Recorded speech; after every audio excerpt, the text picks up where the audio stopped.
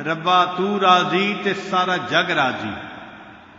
جس بندے سے اللہ راضی ہو جاتے ہیں سارا جگ اس سے راضی ہو جاتا ہے، اور جس سے اللہ ناراض ہو جاتے ہیں ساری دنیا ناراض ہو جاتی ہے. یہ خزاں کی فصل کیا ہے فقط ان کی چشم پوشی. یہ خزاں کی فصل کیا ہے فقط ان کی چشم پوشی.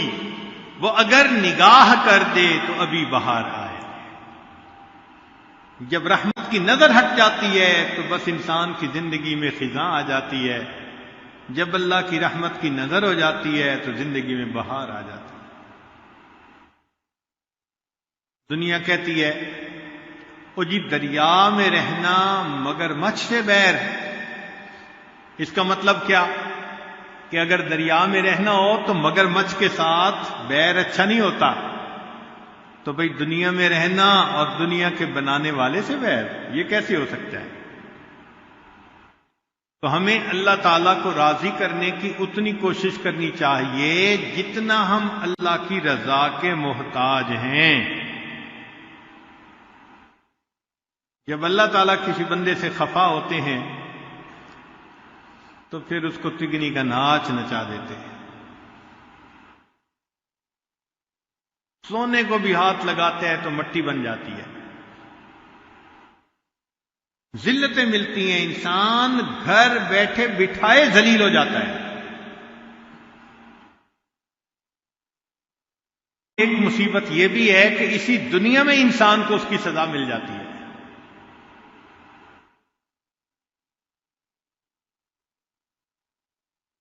ایک فرسٹ کلاس گزیٹڈ آفیسر کا واقعہ ذرا سنا دو بات مکمل کرنے سے پہلے. ایک صاحب تھے گریڈ 21-22 کے، وہ آفیسر تھے، کروڑوں پتی، رشوت کا مال خوب جمع کیا تھا.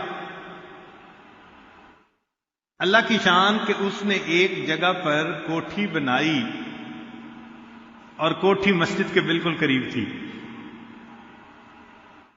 جب وہ وہاں شفٹ ہوئے تو رات کو سوئے ہوئے تھے کہ فجر کی اذان دی مؤذن نے. تو جب سپیکر پہ اذان ہوئی تو اس کی آنکھ کھل گئی. تو یہ بڑا غصے ہوا کہ مولوی صاحب نے میری نیند خراب کر دی. اگلے دن اس نے مؤذن کو بلوایا اور اس کو ڈانٹا کہ میں اس وقت سویا ہوا ہوتا ہوں اور میری نیند خراب ہوتی ہے، تم آئندہ کے بعد سپیکر پہ اذان مت دیا کرو. وہ مؤذن بیچارہ اس نے لوگوں کو بتایا کہ جی میں فجر کی اذان تو سپیکر میں نہیں دے سکتا، یہ صاحب منع کرتے ہیں. محلے کے جو بوڑھے تھے انہوں نے کہا کہ بھائی مسلمانوں کا ملک ہے، ہم بوڑھے لوگ تو گھڑی سے وقت بھی نہیں دیکھ سکتے، ہم تو اذان کے انتظار میں ہوتے ہیں کہ اذان آئے تو ہم مسجد پہنچیں. تو میاں آپ اذان دو، ان کو بتا دو کہ اگر ان کو بری لگتی ہے تو یہ گھر کہیں اور بنا لیں، مسجد کے ساتھ گھر کیوں بنایا. اگلے دن مؤذن نے پھر اذان دی، بڑا غصہ آیا. اسی وقت اٹھ کے یہ بندہ مسجد میں آیا اور اس نے آ کے مؤذن کو ایک تھپڑ لگایا. تجھے میں نے کہا تھا کہ تو نے اذان نہیں دینی سپیکر پہ، تو نے کیوں اذان دی، میری نیند خراب کر دی. بس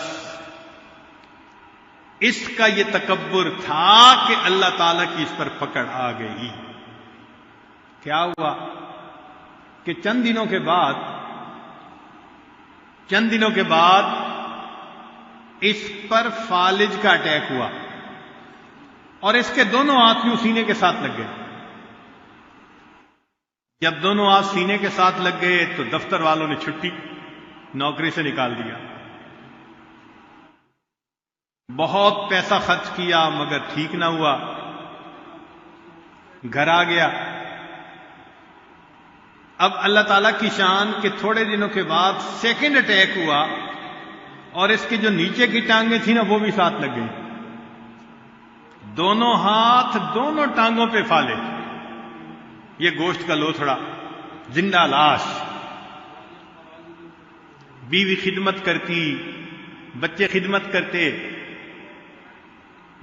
مگر اس کا مزاج تو شاہانہ تھا نا، افسرانہ مزاج تھا. ذرا ذرا سی بات پہ دوسرے کو گالیاں نکالنا، ڈانٹنا، یہ روز کا معمول تھا. گھر میں بھی یہی سلسلہ کہ بیوی سے ذرا کسی چیز کے لانے میں دیر ہوئی تو گالیاں نکالنی شروع کر دی. اب بیوی بھی پریشان، بچے بھی پریشان. اس نے ایک دن کہا بھی صحیح کہ دیکھیں ہم 24 گھنٹے آپ کی خدمت میں لگے رہتے ہیں اور آپ پھر مجھے بچوں کے سامنے گالیاں نکالتے ہیں، ذلیل کرتے ہیں، تو آپ ایسا نہ کیا کریں. اس نے اور گالیاں نکالی. جب گالیاں نکالی تو بیوی کو غصہ آیا، اس نے بچوں کو لیا اور لے کے وہ میکے چلی گئی. اکیلا پڑا ہوا ہے. اب اس نے اپنے بھائی کو پیغام بھیجا کہ بھائی بیوی مجھے چھوڑ کے چلی گئی ہے، آپ آئیں اور مجھے اپنے گھر لے جائیں، تو آپ بھائی ہیں میری خدمت کریں. بھائی آیا اور ان کو گھر لے گیا. اب وہاں بھابھی اور بچوں نے اس کو خدمت شروع کر دی، مگر اس کا ان کے ساتھ بھی وہی رویہ، ذرا ذرا سی بات پہ ڈانٹ ڈپٹ، غصہ. تو ایک دن بھائی نے سمجھایا کہ بھائی میرے بیوی بچے تیرا اتنا خیال کر رہے ہیں اور اتنی خدمت کر رہے ہیں، تو ان کے ساتھ بجائے اس کے کہ محبت کا سلوک کرے، الٹا ان کو تو ڈانٹ ڈپٹ کرتا ہے.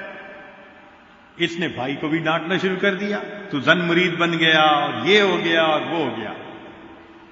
جب اس نے بھائی کو ڈانٹا تو اس کے بچوں کو غصہ آیا کہ ہمارے والد صاحب اس کا اتنا خیال کر رہے ہیں اور یہ ہمارے والد صاحب کو ہمارے سامنے گالیاں نکالتا ہے.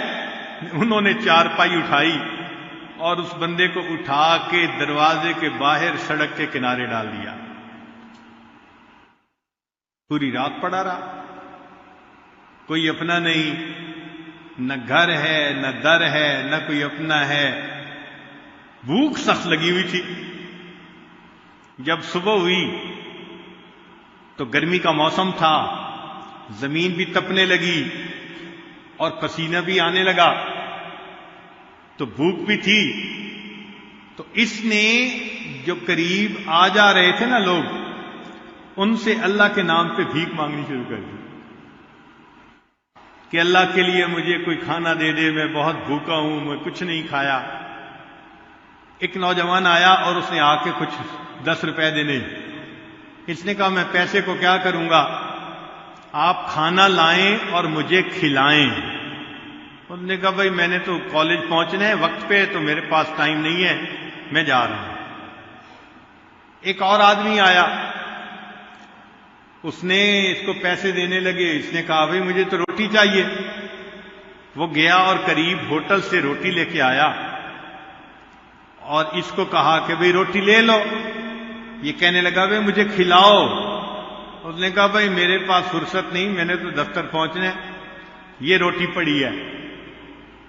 اس نے کہا اچھا نیچے نہ رکھو، مجھے پکڑا دو. اب پکڑے کیسے؟ ہاتھ بھی سینے پہ لگے ہوئے تھے اور پاؤں بھی یوں سینے کے قریب آ گئے تھے. تو پاؤں کے انگوٹھے اور انگلی کے درمیان اس نے روٹی پکڑی اور کتے کی طرح اس روٹی کو توڑ توڑ کے منہ سے کھانے لگا. جس کو مال کا اتنا نشہ تھا کہ اذان کے آنے سے اس کی نیند کھل جاتی تھی اور وہ کہتا تھا کہ تم نے کیوں اذان دی اسپیکر پر. آج اس کی یہ حالت ہے کہ اللہ کے نام پہ وہ بھیک مانگ کے کھا رہا ہے اور کتے کی طرح پاؤں میں روٹی کو پکڑ کے منہ سے نوچ نوچ کے کھایا جا رہا ہے. اللہ اکبر کبیرہ. تو انسان دنیا میں تکبر کرتا ہے مگر اس کی سزا پھر دنیا میں مل کے رہتی ہے.